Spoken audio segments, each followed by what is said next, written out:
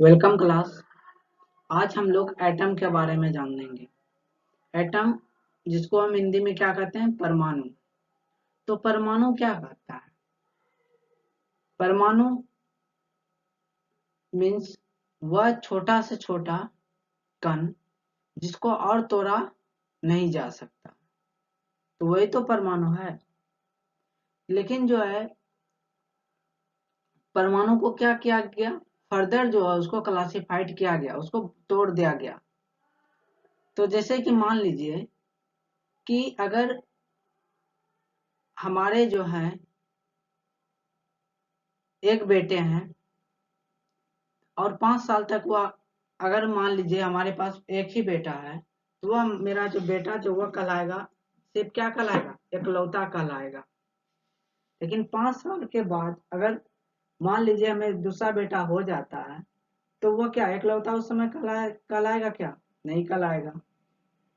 तो इसीलिए जो है इसी प्रकार से हम ये देख रहे हैं कि एटम को जो है ना, एटम को क्या कहा गया कि वह छोटा से छोटा कण, लेकिन एटम को बाद में क्लासिफाइड किया गया, उसको तोड़ा गया, तो इसीलिए हम इसको और छोटा से छोटा कण नहीं कहेंगे। ये जो है ये हमारा क्या है, नाभिक है। नाभिक के चारों बगल जो है कौन चक्कर लगाता है, तो इलेक्ट्रॉन चक्कर लगाते रहता है। कौन चक्कर लगाते रहता है? इलेक्ट्रॉन। ये जो हमारा क्या है, इलेक्ट्रॉन है, जो नाभिक के चारों साइड में वह क्या करते रहता है, चक्कर लगाते रहता है। ये हमारे कौन है, इलेक्ट्रॉन है, जो नाभिक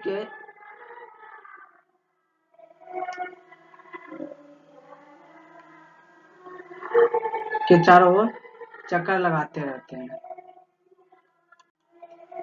तो नाभिक में जो है क्या पाया जाता है, तो प्रोटॉन और न्यूट्रॉन पाया जाता है, और इलेक्ट्रॉन जो है नाभिक के चारों ओर क्या करते हैं, वह चक्कर लगाते रहते हैं।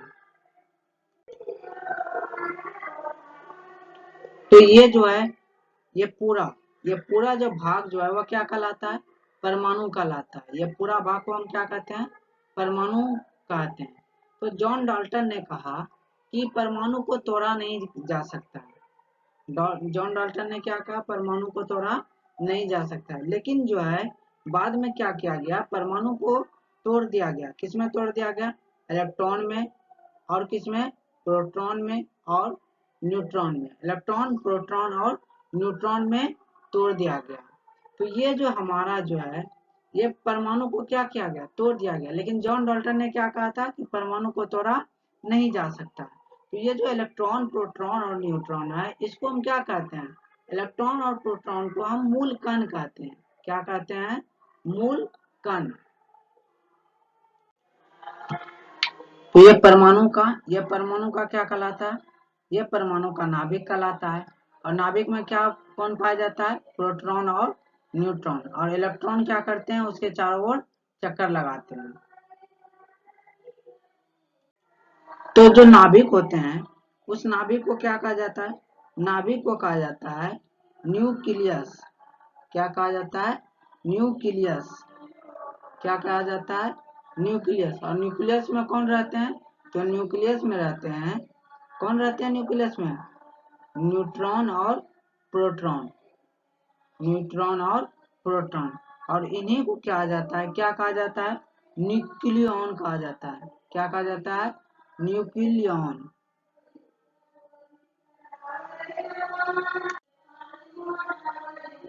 तो एक क्वेश्चन पूछा जाता है कि इनमें से कौन न्यूक्लियॉन के अंतर्गत में नहीं पाया जाता है।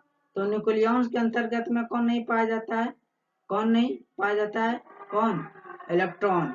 कौन कौन पाया जाता है, न्यूट्रॉन और प्रोटॉन न्यूक्लियॉन के अंतर्गत में पाया जाता है, और इलेक्ट्रॉन न्यूक्लियॉन के अंतर्गत में नहीं पाया जाता है।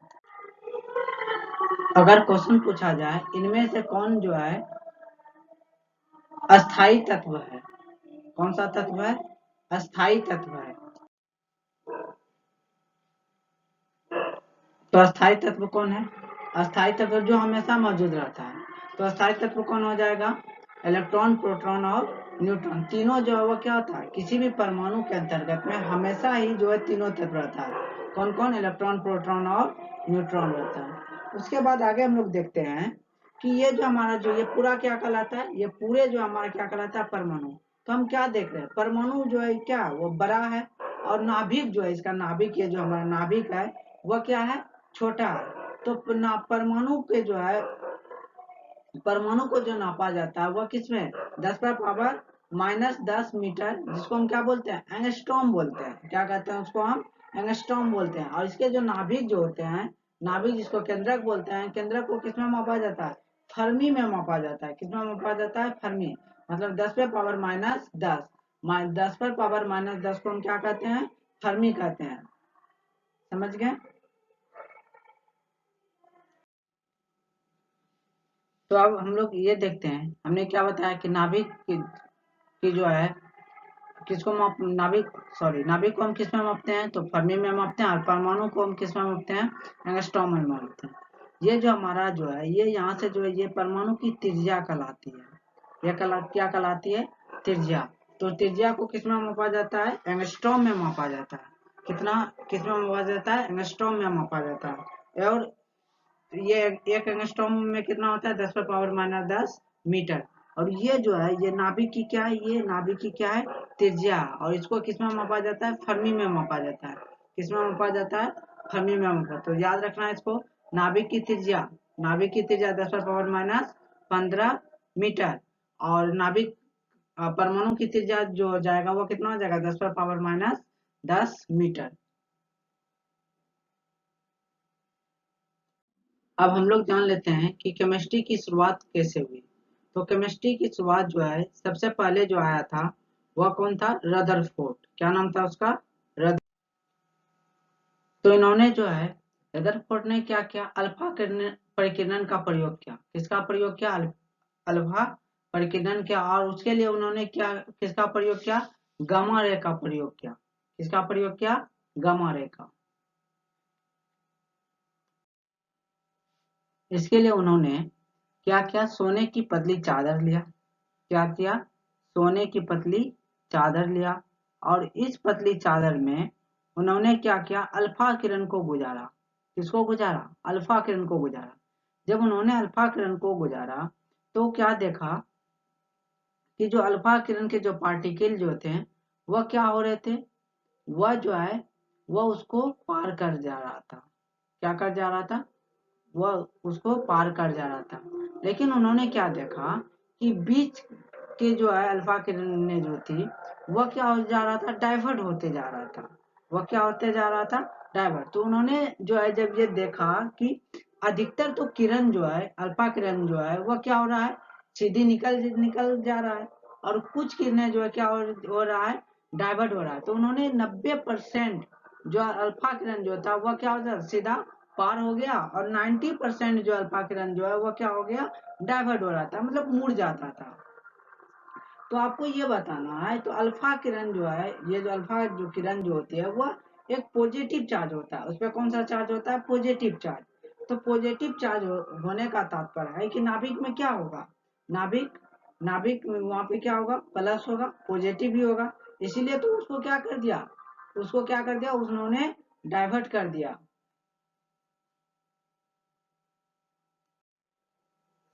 फिर जो उन्होंने क्या किया, एक अल्फा किरण को उन्होंने बीचों बीच गुजारा।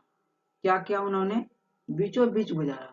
जब उन्होंने बीचों बीच गुजारा तो क्या देखा, वो टकरा के जो पुनः क्या हो जाती है, वापस आ जाती है। टकरा के पुनः क्या हो गया, वापस आ गया। जब उन्होंने गुजारा तो पुनः जो टकरा के क्या हो गया, वापस आ गया। तो इससे क्या पता चला कि बीच में लग रहा है कि कोई ना कोई है जो क्या कर रहा है, उसको क्या कर रहा है, रिपेल कर दे रहा है, मतलब उसको लौटा के बाहर फेंक रहा है। तो इसीलिए जो है रदरफोर्ड ने कहा कि नाभिक जो है, नाभिक जो होता है वह क्या है, बीच में क्या है, नाभिक ही है। बीच में क्या है, वह नाभिक है। और इसके जो बाहरी जो भाग जो है वह क्या होता है, खोखला होता है। क्या होता है, खोखला।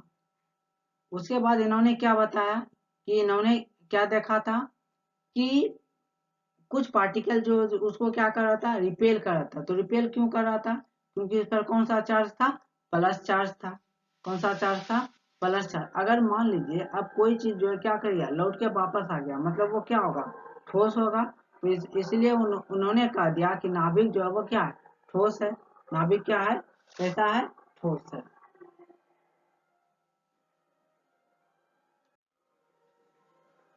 तो इस प्रकार से नाभिक का जो खोज किया वह किसने किया, नाभिक का खोज किया रदरफोर्ड ने।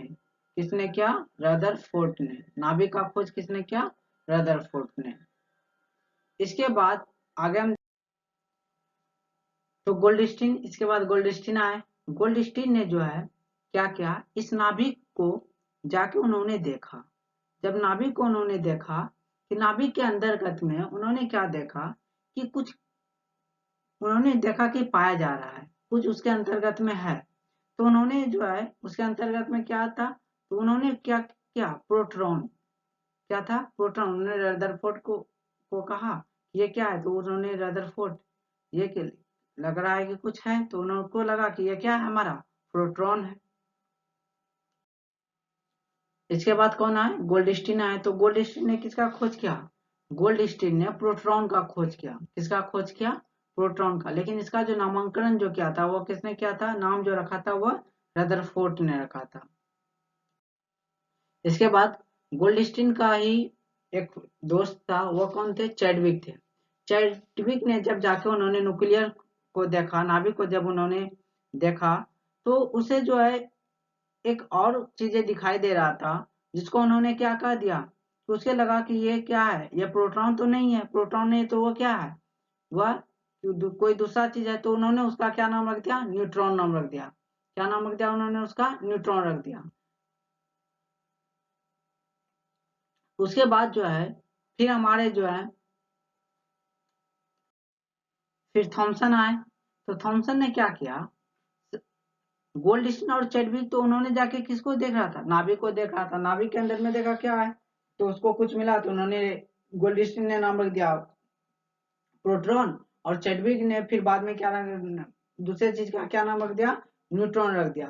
तो थॉमसन जो था वो क्या किया, वो नाभिक के बाहर में जाके जो उन्होंने देख रहा था क्या है, तो जब उन्होंने बाहर में जाके देख रहा था तो उसे कुछ चीज मिला। वो आके जो चैडविक को कहता है ये क्या है, देखो तो न्यूट्रॉन है क्या, तो न्यूट्रॉन तो कहा नहीं, ये तो न्यूट्रॉन तो नहीं है, प्रोटॉन है क्या, नहीं प्रोटॉन भी नहीं है। तो उन्होंने क्या कर दिया, तो उन्होंने भी जो है उसका नाम क्या रख दिया, इलेक्ट्रॉन रख दिया, और वह भी क्या बन गए, वह भी उन्होंने भी कह दिया हम भी क्या है, वैज्ञानिक हैं। तो इस प्रकार से गोल्डस्टीन का खोज, प्रोटॉन, गोल्डस्टीन ने किसका खोज किया, प्रोटॉन का। गोल्डस्टीन ने प्रोटॉन का, चैडविक ने न्यूट्रॉन का, और थॉमसन ने इलेक्ट्रॉन का खोज किया। अब हम लोग देख लेते हैं परमाणु भार को। परमाणु भार, तो हम क्या जानते हैं कि परमाणु का क्या होता है, भार। लेकिन वास्तव में देखा जाए तो परमाणु का भार कोई परमाणु का भार नहीं होता है। भार किसका होता है, नाभिक का। किसका भार होता है, नाभिक का। तो परमाणु भार बराबर जो है, मतलब उसको, उसी को हम क्या बोलते हैं, नाभिक का भार बोलते हैं। तो परमाणु भार, एटॉमिक वेट जो होती है वह किसके बराबर होती है, न्यूट्रॉन प्लस प्रोटॉन के। एटॉमिक वेट जो है वह किसके बराबर होती है, न्यूट्रॉन प्लस प्रोटॉन के।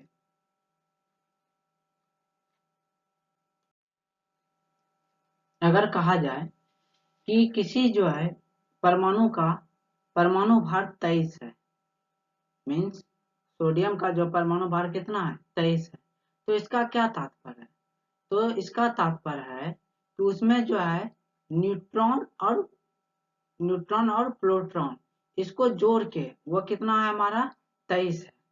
ठीक है, मतलब कि उसके नाभिक का जो भार जो वह कितना है, 23 है। उसके बाद आगे हम लोग जान लेते हैं परमाणु क्रमांक के बारे में, जिसको हम बोलते हैं एटॉमिक नंबर। तो एटॉमिक नंबर जो होता है वह किसके बराबर, इलेक्ट्रॉन के बराबर। और इलेक्ट्रॉन जो है, इलेक्ट्रॉन और प्रोटॉन की संख्या क्या होती है, बराबर होती है। इसीलिए हम उसको क्या कह देते हैं कि परमाणु क्रमांक जो है वह किसके बराबर होता है, इलेक्ट्रॉन के बराबर होता है। जितना किसी भी तत्व का इलेक्ट्रॉन होती है उतना ही उसका क्या था, परमाणु क्रमांक होते हैं। लेकिन वास्तव में अगर ये देखा जाए कि परमाणु क्रमांक जो है, एटॉमिक नंबर जो होती है, वह इलेक्ट्रॉन के बराबर बराबर नहीं होते। भले हम उसको क्या करते थे, बोल देते हैं कि अगर आप भी सोचिए, अगर क्या किया जाए, इलेक्ट्रॉन के भार के बराबर हो जाए, तो हम क्या देखते हैं कि जब क्या होती है, रिएक्शन होती है, तो वह क्या कर लेता है, इलेक्ट्रॉन जो है दूसरे इलेक्ट्रॉन से पार्टिसिपेट कर लेता है, या तो उसको त्याग देता है, या तो उसको क्या कर लेता है, ग्रहण कर लेता है। तो इससे क्या होगा, इससे तो क्या होगा, इसके परमाणु क्रम तो क्रमांक तो बदलते रहेगा। तो इसीलिए जो है, भले हम जानते हैं कि परमाणु क्रमांक जो है वह इलेक्ट्रॉन और के बराबर होता है, क्योंकि प्रोटॉन की संख्या और इलेक्ट्रॉन की संख्या बराबर होती है। तो वास्तव में जो है परमाणु क्रमांक जो है वह किसके बराबर होता है, प्रोटॉन की संख्या के बराबर होता है, क्योंकि प्रोटॉन जो वो क्या होता है, स्थिर है, कभी बदलता नहीं है। तो परमाणु क्रमांक एटॉमिक नंबर जो होती है वह किसके बराबर होती है, तो वह प्रोटॉन की संख्या के बराबर होती है। और एटॉमिक भार किसके बराबर होती है, वह न्यूट्रॉन प्लस प्रोटॉन के बराबर होती है।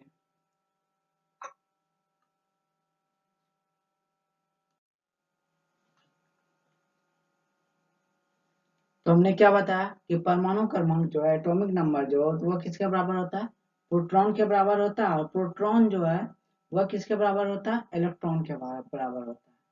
तो अब जो है क्या हुआ, जो केमिस्ट्री के वैज्ञानिक जो थे उसके बीच में जो है वह लोग उन्होंने कहने लगा कि जो है अब उसके बीच में विवाद छिड़ गया।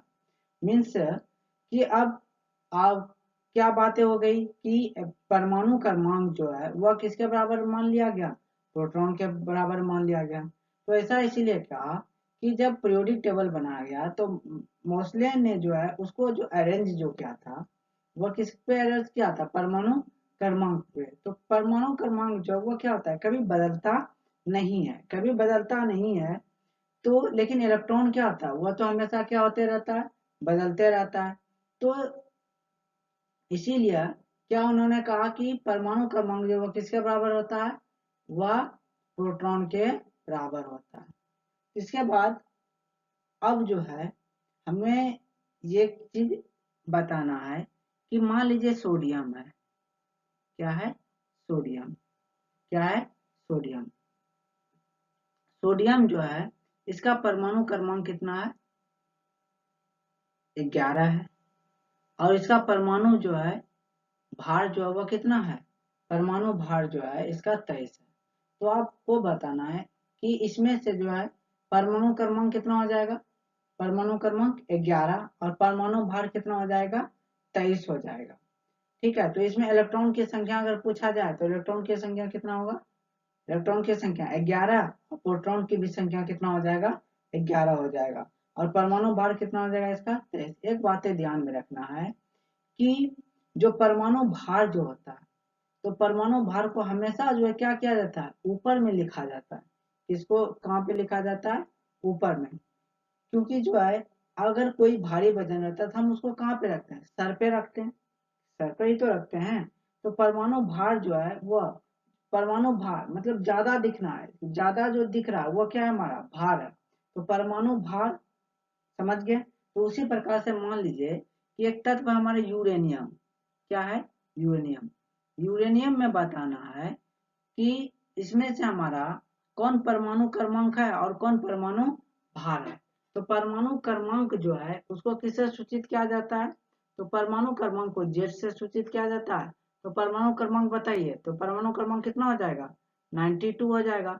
और परमाणु भार जो होगा, एटॉमिक जो है वेट जो हो जाएगा वो कितना हो जाएगा, 235 हो जाएगा। इसके अंतर्गत में कौन है, एटॉमिक वेट के अंतर्गत में इसमें प्रोटॉन और न्यूट्रॉन है। कौन है, प्रोटॉन और न्यूट्रॉन। यहां तक आप लोग समझ में गए। तो अब आगे बताना है हमको कि इसमें जो न्यूट्रॉन की संख्या कितनी होगी, किसकी संख्या, न्यूट्रॉन की संख्या। तो न्यूट्रॉन की संख्या कितना हो जाएगा, न्यूट्रॉन की संख्या। तो न्यूट्रॉन की संख्या निकालने के लिए क्या करना है, ऊपर वाले में क्या कर देना है, नीचे वाले को क्या कर देना है, घटा देना है। ऊपर वाले में नीचे वाले को क्या कर देना है, घटा देना है। जो आएगा वो क्या होगा, हमारा न्यूट्रॉन की संख्या है। तो ऊपर में कितना है, 235 और नीचे कितना है, 92। तो ये हमारा कितना आ जाएगा, ये हमारा आ जाएगा कितना, 3 और कितना,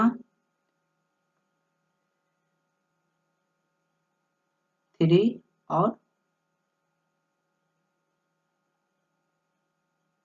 2 ही तो आएगा कि 1।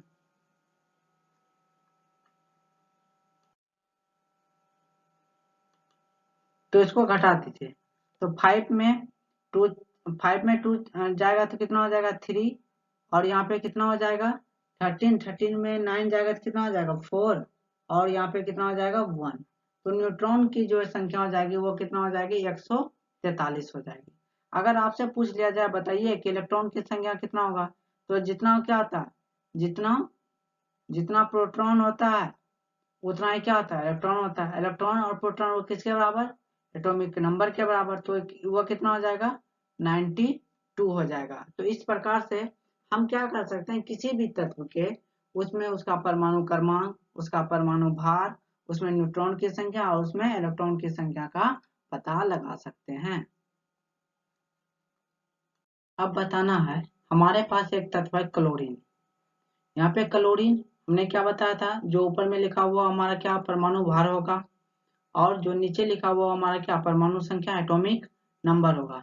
तो आपको बताना है कि इसका एटॉमिक वेट कितना होगा, एटॉमिक नंबर कितना होगा, इसमें प्रोटॉन की संख्या कितना होगा, इलेक्ट्रॉन की संख्या कितना होगा, और न्यूट्रॉन की संख्या कितना होगा। वीडियो को पॉज करें और पहले इसको बताएं। यहाँ पे हमारा क्या आ जाएगा, एटॉमिक भार कितना होगा, जो ऊपर में लिखा हुआ। वजन हमेशा कहाँ पे, सर पे रखते हैं, तो सर पे कौन कितना हो जाएगा, यहाँ पे कितना हो जाएगा 35 हो जाएगा। उसके बाद अगर परमाणु संख्या की बात किया जाए तो वह कितना हो जाएगा 17 हो जाएगा। अब प्रोटॉन की संख्या की बात किया जाए तो प्रोटॉन हमने क्या बताया था, जितना एटॉमिक नंबर उतना उसमें क्या होता है प्रोटॉन होता है। तो प्रोटॉन कितना हो जाएगा 17 हो जाएगा। इलेक्ट्रॉन की संख्या बराबर किसकी, प्रोटॉन की संख्या बराबर एटॉमिक नंबर, सब बराबर होते हैं, ये तो कितना हो जाएगा 17 हो जाएगा। उसके बाद हमने न्यूट्रॉन के बारे में कैसे बताया था कि न्यूट्रॉन हम एटॉमिक नंबर में, सॉरी एटॉमिक वेट में हम क्या कर देंगे, एटॉमिक नंबर को घटा देंगे, मतलब ऊपर वाले में नीचे वाले को घटा देंगे। तो 35 में हमने क्या घटा दिया 17 घटा दिया, तो कितना आ गया 18। तो इसमें न्यूट्रॉन की संख्या जो हो जाएगी वह कितना हो जाएगा 18 हो जाएगा। इसी प्रकार से हमको बताना है सोडियम।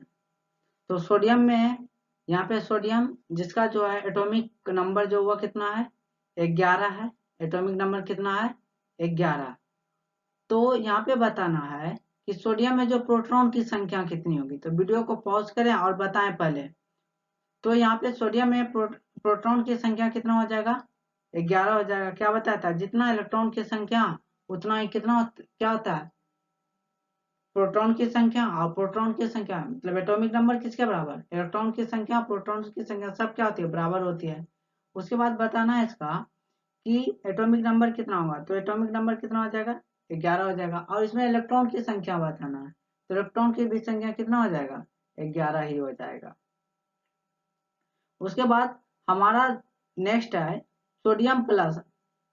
सोडियम जो है वह क्या है, एक तत्व है, और उस पर जो कौन सा पावर है प्लस, प्लस का चार्ज है। तो यहाँ पे बताना है इसमें प्रोटॉन की संख्या कितनी होगी। तो प्रोटॉन की संख्या कितनी होगी, जितना इलेक्ट्रॉन की संख्या उतना प्रोटॉन की संख्या, ये किसके बराबर एटॉमिक नंबर के बराबर। तो एटॉमिक नंबर हमारा कितना है, इसका 11, तो क्या हो जाएगा हमारा ये 11 हो जाएगा। उसके बाद बताना इसका परमाणु संख्या कितना होगा। तो परमाणु संख्या भी कितना हो जाएगा 11 हो जाएगा। इसके बाद बताना इसमें इलेक्ट्रॉन की संख्या कितना होगा, बताइए जल्दी से।